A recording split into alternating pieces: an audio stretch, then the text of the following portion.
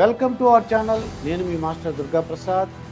Operation Pithapuram, పవన్ను దెబ్బ కొట్టేందుకు జగన్ వ్యూహం.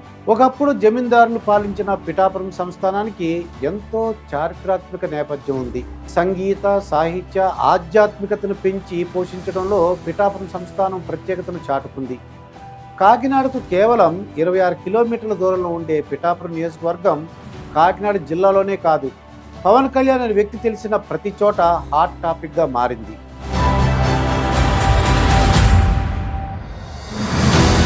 ప్రతి ఎన్నికల్లోనూ విభిన్న తీర్పునిచ్చే ఇక్కడి ఓటర్లు ఈసారి ఏ పార్టీకి జై కొడతారో అని ఆసక్తి నెలకొంది.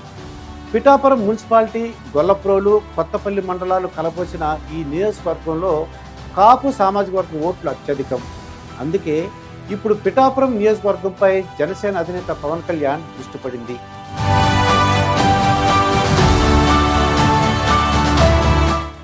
ఆయన పోటీ చేస్తుండటంతో ఈ నియోజకవర్గంపై అందరి చూపు పడింది. ఈ నియోజకవర్గ సీటు ప్రతిష్టాత్మకంగా మారింది. జనసేన అభ్యర్థిత్వానికి కంటే ముందే వైసీపీ కాకినాడ ఎంపీ వంగ గీతను పిఠాపురం నియోజకవర్గం నుండి బరిలో దింపింది.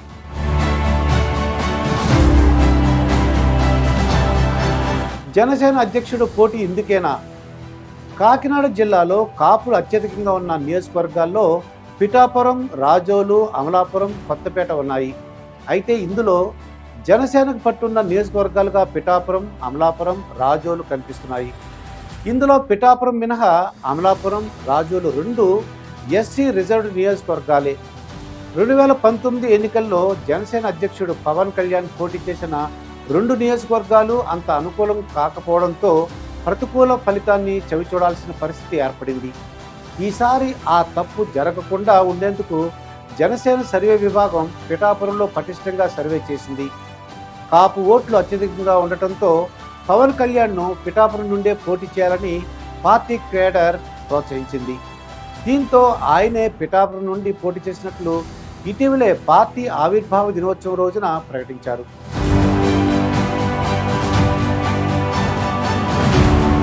విభిన్న తీర్పులిచ్చిన నియోజకవర్గం పిఠాపురం నియోజకవర్గంలో ప్రతి ఎన్నికల్లోనూ ఇక్కడ ఓటర్లు విభిన్నమైన తీర్పునే ఇచ్చారు.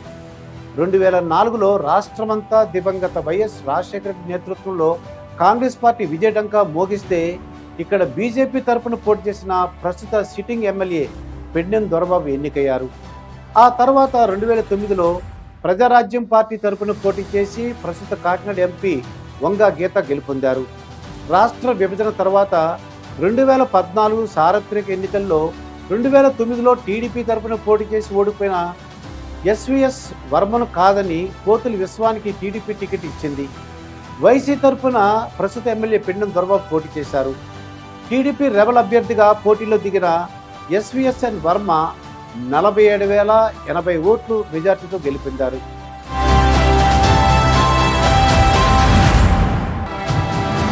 టీడీపీ, కాంగ్రెస్ అభ్యర్థులు డిపాజిట్లు కోల్పోయారు. 2019లో ఒకప్పుడు బీజేపీ తరపున పోటీ చేసి ఎమ్మెల్యే అయిన పెండెం దొరబాబు వైసీపీ తరపున ఎమ్మెల్యేగా గెలుపొందారు. భగ్గుమన్న పిఠాపురం, శాంతించిన వర్మ.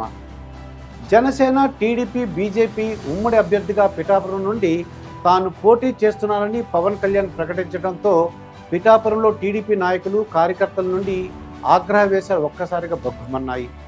దీంతో పార్టీ కార్యాలయం వద్ద టీడీపీ కరపత్రాలు, ఫ్లెక్సీలు, ఇతర సామాగ్రికి నిప్పు పెట్టారు.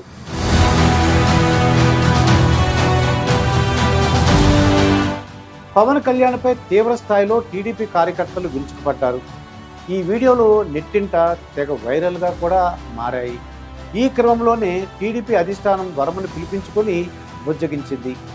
ఎమ్మెల్సీ ఆఫర్ను చేసి ఆయన కేడర్ను చల్లార్చింది.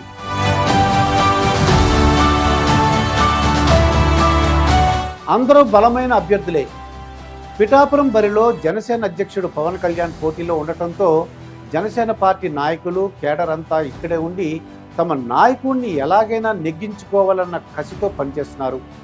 ఇదిలా ఉంటే వైసీపీ నుండి బరిలో ఉన్న వంగ గీతకు కూడా ఈ నియోజకవర్గంలో మంచి పట్టు ఉంది. గతంలో ప్రజారాజ్యం తరపున ఆమె ఇదే నియోజకవర్గం నుండి గెలుపొందారు. ఈ ఈక్వేషన్తోనే ఆమెను పిఠాపురం నుండి వైసీపీ బరిలో దింపింది. సిట్టింగ్ ఎమ్మెల్యే పెండెం దొరబాబును కాదని వంగా గీతకు టికెట్ ఇవ్వడం వైసీపీ ఓటు బ్యాంకు కొంతవరకు పక్కకు వెళ్లే అవకాశం లేకపోలేదని పలువురు చెప్తున్నారు. అదే సమయంలో వర్మకు కాదని పవన్ కళ్యాణ్కు టికెట్ కేటాయించడం టీడీపీ శ్రేణుల ఓట్లు చెదిరిపోయే అవకాశం లేకపోలేదని మరికొందరు చెప్తున్నారు.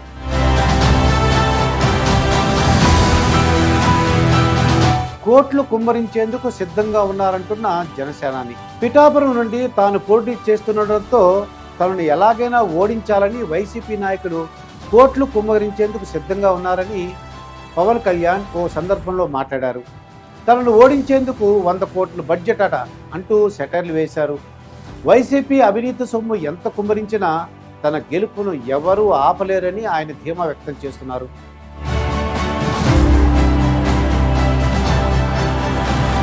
ఇదిలా ఉండగా వంగా గీత కూడా తననే ప్రజలు గెలిపిస్తారని ధీమా వ్యక్తం చేస్తున్నారు. దీంతో నేతలు ఒకరిపై ఒకరు విమర్శలు చేసుకుంటూ సవాళ్లకు దిగుతున్నారు. ఒకవైపు టీడీపీ, జనసేన, బీజేపీ కూటమిగా ఏర్పడి వైసీపీపై యుద్ధాన్ని ప్రకటించి ఎన్నికల కథన రంగంలోకి దిగింది. ప్రభుత్వంపై పలువురు ముఖ్య నేతలు ప్రత్యక్షంగా పరోక్షంగా మాటల దాడులకు దిగుతున్నారు. ఈ క్రమంలోనే సీఎం జగన్ పవన్ పోటీ చేస్తున్న పిఠాపురం నియోజకవర్గంపై స్పెషల్ ఫోకస్ పెట్టారు. ఈ మేరకు ఇవాళ ఆయన ముద్రగడ పద్మనాభం పిఠాపురం నియోజకవర్గ వైసీపీ అభ్యర్థి వంగా గీతతో భేటీ అయ్యారు.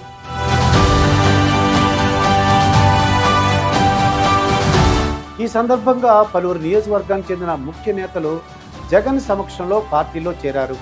ఈ సమావేశంలో ఇక నుండి ప్రతిక్షణం పిఠాపురం నియోజకవర్గంపై ఫోకస్ పెట్టాలని మంత్రులకు జగన్ సూచించినట్లుగా తెలుస్తోంది. మండలాల వారీగా నేతలకు బాధ్యతలు అప్పగించాలని వంగా గీత, ముద్రగడకు ఆయన సూచించారు. పకడ్బందీగా ప్రచారం నిర్వహించి ప్రతిపక్ష పార్టీకి ఎలాంటి స్కోప్ ఇవ్వకుండా విజయం సాధించేలా పక్కా ప్రణాళిక రూపొందించాలని వారికి జగన్ దిశానిర్దేశాన్ని చేశారు. ఇలా అన్ని వైపుల నుండి జగన్ పవన్ను ఓడించాలని తన ప్రయత్నం తాను చేస్తున్నాడు. ఇక జనసేన నాయకులతో పాటు టీడీపీ, బీజేపీ నాయకులు కూడా పవన్ కళ్యాణ్ గెలిపే లక్ష్యంగా అన్ని విధాలుగా సిద్ధంగా ఉన్నారు. ఈ వేసవి ఎన్నికల్లో మరింత వేడి పుట్టిస్తుంది ఈ పిఠాపురం రాజకీయం.